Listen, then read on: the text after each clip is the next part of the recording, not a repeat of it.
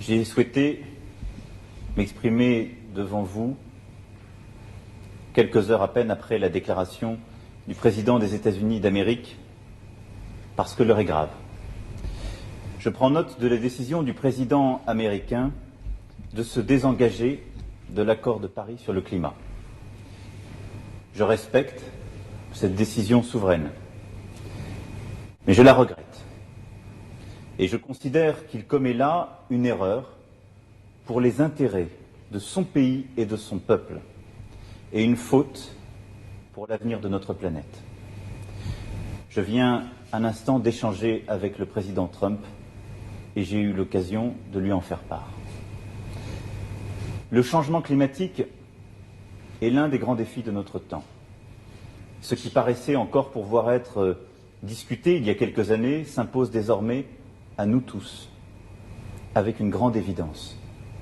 La biodiversité est menacée. Le dérèglement climatique affame plusieurs continents, dévaste certaines régions, chasse des habitants de leur patrie. En France même, nous observons chaque année les conséquences de ce dérèglement. Si nous ne faisons rien, nos enfants connaîtront un monde fait de migration, de guerres, de pénuries, de disparition d'archipels et de villes côtières causées par ces évolutions.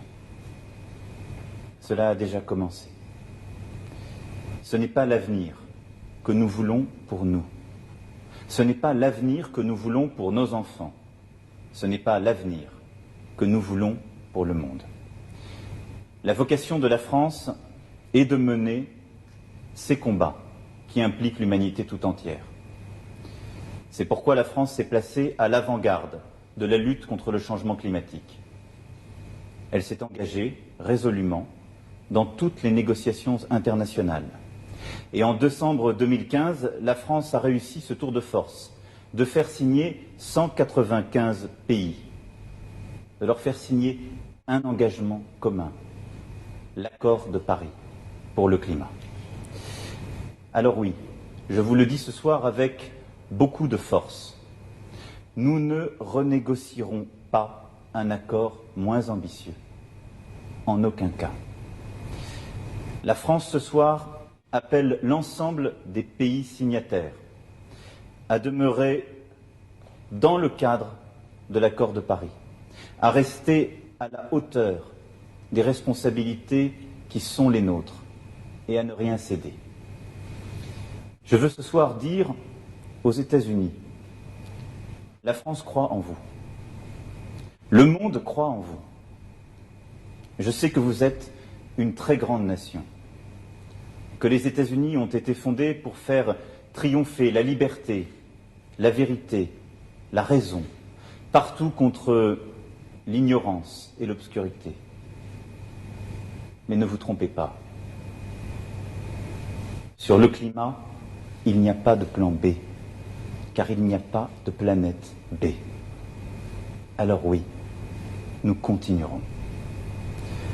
À tous les scientifiques, ingénieurs, entrepreneurs, citoyens engagés, que la décision du président des États-Unis a déçu, je veux dire ceci. Vous trouverez dans la France une seconde patrie. Je vous lance un appel. Venez travailler ici avec nous, travailler sur des solutions concrètes pour le climat. Ce soir, les États-Unis ont tourné le dos au monde, mais la France ne tournera pas le dos aux Américains. Je vous assure, mes chers compatriotes, et vous qui m'écoutez où que vous soyez dans le monde, la France n'abandonnera pas le combat.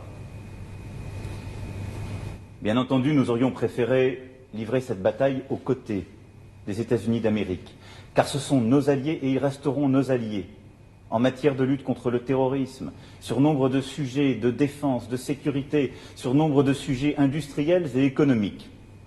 Mais il en est ainsi. La porte n'est pas fermée. Elle ne le sera jamais à cette nation à laquelle nous devons tant. Mais nous sommes encore nombreux à conserver notre détermination. La France jouera donc son rôle dans le monde, car c'est ce qui est attendu d'elle. Dès ce soir, avec l'Allemagne et l'Italie, nous avons tenu à réaffirmer notre engagement pour l'accord de Paris. Je me suis entretenu il y a quelques instants avec la chancelière d'Allemagne. Nous prendrons ensemble, dans les prochains jours, des initiatives fortes allant en ce sens. Samedi, je verrai le Premier ministre indien à Paris et m'entretiendrai sur ce sujet avec lui. Et dans les prochains jours, je parlerai aux principaux décideurs pour m'assurer de leur engagement. Enfin, la France proposera un plan d'action concret afin d'accroître son attractivité pour les chercheurs et les entreprises de la transition écologique et prendra des initiatives concrètes, notamment en Europe et en Afrique, sur ce sujet. J'ai demandé au gouvernement d'y travailler activement et le réunirai à cet effet la semaine prochaine. Nous ne tiendrons pas seulement nos engagements passés. Dès ce soir, la France se doit d'être plus ambitieuse encore pour l'avenir, pour notre avenir. Vive la République, vive la France.